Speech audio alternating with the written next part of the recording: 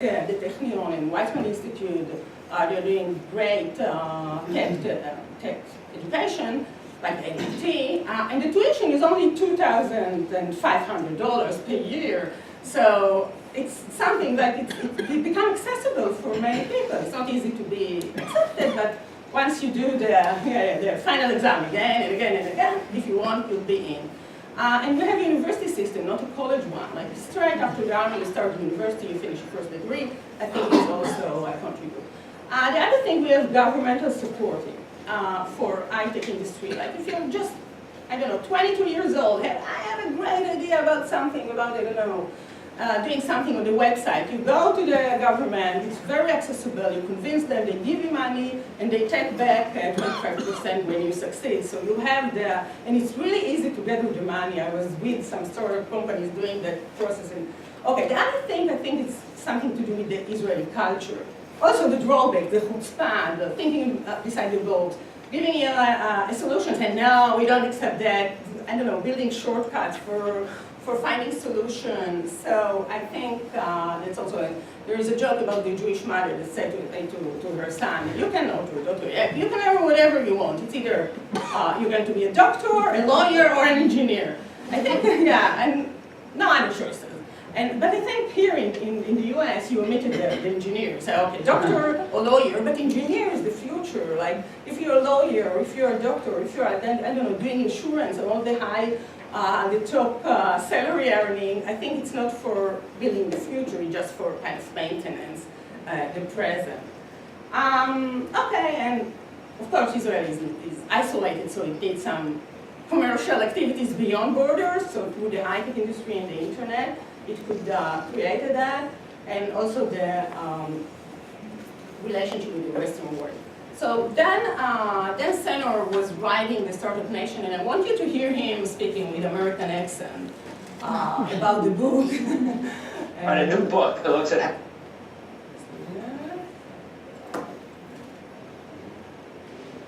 How Israel has managed to become a leader in business innovation. Joining us now is Dan Senor. He is co-author of Startup Nation, the story of Israel's economic miracle, a senior fellow for Middle Eastern Studies at the Council on Foreign Relations. Dan, it's good to see you. Hey Joe, good to be with you. Good, congratulations on the book. And just give us how quickly. I used to read Cliff Notes. Can you do a Cliff Notes on what's in the book? Sure. Yeah, real quick. What's fascinating to us, Israel and the Middle East get a lot of coverage, but one side of the story that gets very little coverage is that Israel is the fastest growing, one of the most dynamic, entrepreneurial, and innovation-based economies on the planet that barely got hit by the global economic crisis in 2008. More Israeli companies on NASDAQ than all of Europe combined, than all of India, China, Korea, Japan combined.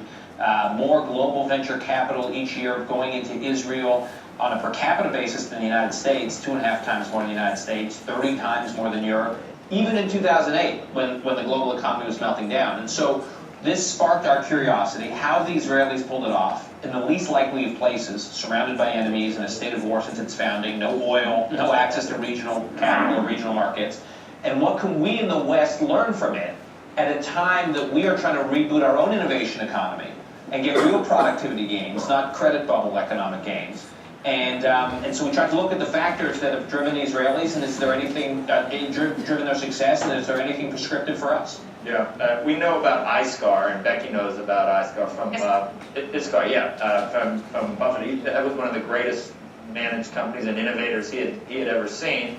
Teva's the biggest generic company, Dan, but what did you find out? What drives the innovation? What's different? What are we not doing here with so much more opportunity and security? Look, we go through 8 factors in the book. Let me just quickly focus on 2 or 3 of them. One is Israel's immigration and assimilation policies. The Israelis have very innovative policies in how they bend over backwards to bring people to their country from around the world.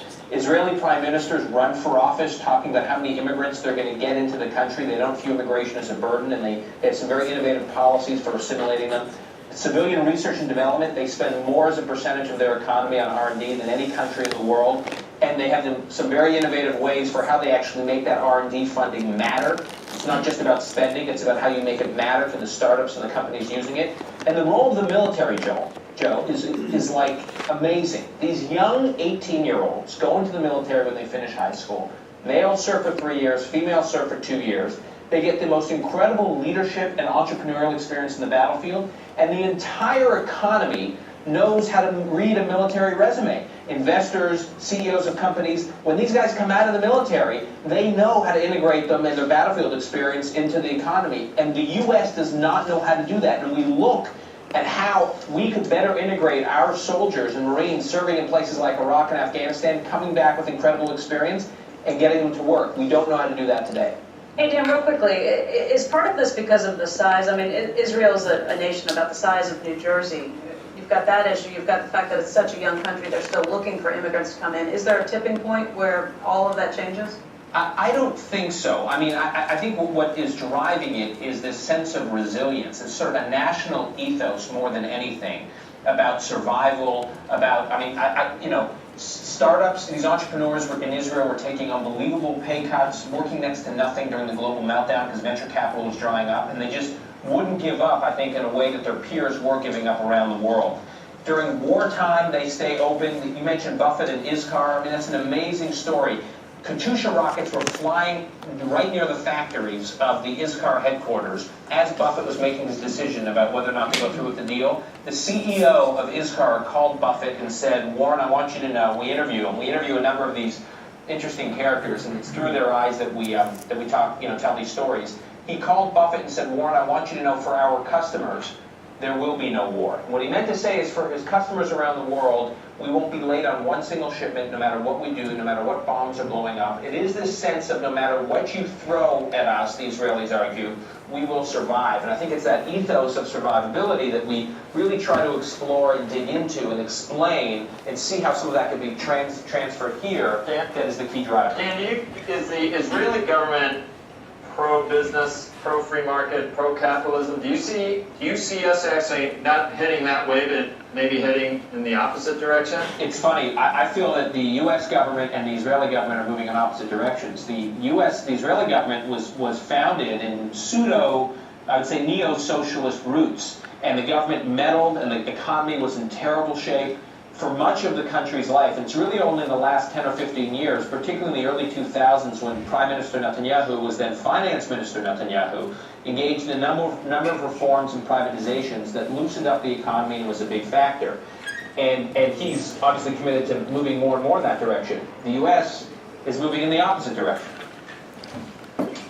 All right, yeah, that's troubling. And so we're not heading that way, we're actually heading the opposite. That's not good. Anyway, because innovation is really we need it. It's like, you know, on everyone's top 5 things that companies need to go forward, right? Absolutely. I mean, if we can cultivate a culture of entrepreneurship and innovation among our young people, the way the Israelis do, and that is one of the big areas of emphasis that we talk about in the book, is how do they teach young people about taking ownership, about responsibility, about being a manager, about being an entrepreneur, about how to make decisions every day with imperfect information, how to deal with ambiguity. It is amazing the emphasis. We've interviewed, you know, the CEOs of Google. We interviewed the CEOs of eBay, senior executives from Cisco. Cisco has bought 9 companies in Israel, and they're looking to buy more. We interviewed the senior leadership of Intel, and they all say, you take the average Israeli 25-year-old, when they finish their military experience and they finish their university experience, you take that 25-year-old and put him or her up against their peers anywhere else in the world, every single day of the week they would hire the Israeli because their capacity to manage and lead at a young age and deal with real problems and have real perspective is unlike anything in the world. Dan, thank you. And we hope to see you again soon. Good luck. Good luck with the book. Thanks, guys. Good to be with you. See you. So, yeah, until here it's part 1. As an academic person, I don't really, just a minute, let me finish the second part and then I have less than 10 minutes. As an academic person, I'm not really dealing with the start of the nation, just thinking what's more interesting, what can other Western countries learn from one's country's success. And also in my studies, I don't focus only in Israel, I compare Israel, US, Europe, and other countries. What drew my attention, and that was the basis of 2 articles that I had published think last year, yeah, in Cornell, one in Cornell HR, and one in Fordham, IP, media and entertainment, and also in my book, IP and the Workplace, which was just published a week ago, and the publishers say, yeah, the sales are going great, so I was very happy because I was here when it was just published.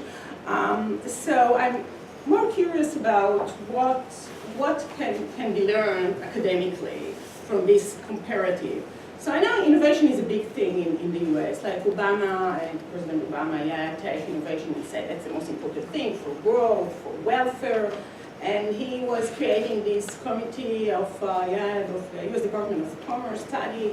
They gather a lot of professors, were sitting in 1 year, and then they had published the final results, and they said, of course, that the US innovation is going down, and like they checked all 16 indicators, and they said it's just stable, going down in the US. So they were asking what should we do, so they're taking three things. The main conclusion are based on three pillars. One is enlarging federal funding, which I absolutely agree with. The other one is education system, which is very expensive here. And the other one is improving infrastructure. But I think not a word was said about employed inventors, and that's where I come into the academic picture. And I'm asking myself, like, how come this conclusion and I read all the study with all these 1,000 pages and all these meetings that they have, and not a word about the inventors themselves. And I think they missed one of the main points, not the most important one. And I think that employed inventors played a major factor in promoting innovation. And that I think they should be more in the picture. So first I'll start with like 80 to 90% of the patents nowadays are invented by employed inventors. And you can see Robert Merguez's article declaring that 12% were of the patents in the US Patent Office were filed by corporation, whereas now, I mean, it was at the end of the last century, only 12% are filed by individuals. Like most of the patents are coming from IP firms. And I think innovation has to do with the role of employee or employer. So in one of my articles, and also in my book, I was thinking, who should get the right? Like my idea is we should rethink about the role of employee inventor if we want to promote innovation. And how should we do it? First, theoretically, like we don't say, okay, that's how it is in the US, because if I'm asking myself how it is in the US, in the US, all the firms are getting all the patents, all the rights, all the IP rights over patents that are developed by employed inventors, either by contracts or if the inventor or the engineer is employed to invent, so automatically by the Supreme Court decision, the rights goes to the employer. And I think you should, we should, as theoretical person, as scholars, rethink about it. So first I'm asking myself theoretically, who should get the right? Know how it is, but how should it be? Like there is no law in how should it be. So I think if we want to take the employer point of view, so we are focusing more on law and economics theory, like Posner and Coase and other theoretical who wrote about that. And I say that the motivation, the incentive should be put with the employer because he's the one that has the economic strength to develop that. He's doing this cross-investment, which means he puts a lot of money in different projects, but just one of them will succeed and should cover all the others. Also, he's a risk-taking. Like if you compare it to the employers, the employee said, okay, take the risk for me, I'm getting a good salary, that's what I want, take the risk, I'm risk-averse. Also, there is these theories about the tragedy of the common that I'm sure that law students here knows about. Like it has to do with the tragedy of multi-owners. So we don't want all the employees in the research and development team to have a property rights because then it won't be efficient. Everyone will oppose any decision. So we just focus on the employer just to make it more efficient. We have one entity takes over and not many others, and we have others. On the other hand, the one who's doing the job, the one who's creating, the one who's inventing is really the employee. And if you empty them from anything, like their ideas, their IP rights, and you don't giving them a real consideration. And even here in the US, their salary is average. Like in Israel, being a high-tech person, someone who works in the high-tech industry, means you earn a lot, much more than, I think, doctors and even lawyers. Even the lawyers that deals with the high-tech industry, they earn 5 times more in any level of experience than another lawyer. So I think the motivation should be there, the incentive, so you can, and I think as long as you give, I mean, on the short term, the employer will enjoy in the long term because it's kind of like enlarging the pie and making more benefits for everyone. And especially in the startup era where you can come with an idea, go to some investment company and say, I have a great idea, that's how it goes in Israel, and you get like 1 million up to, I don't know, 5 million just for the seed, in the seed idea, like in the very, very beginning. I think competition is important. I think distribution of justice and other theories that, okay, so just to conclude, there are 2 main systems in the world dealing with that, and then I'll come back to the US and the US gives all the attention to the employer. They said, employer, this is the firm, these are the ones who are moving the vehicle. Yeah, these are the ones that we want to give everything to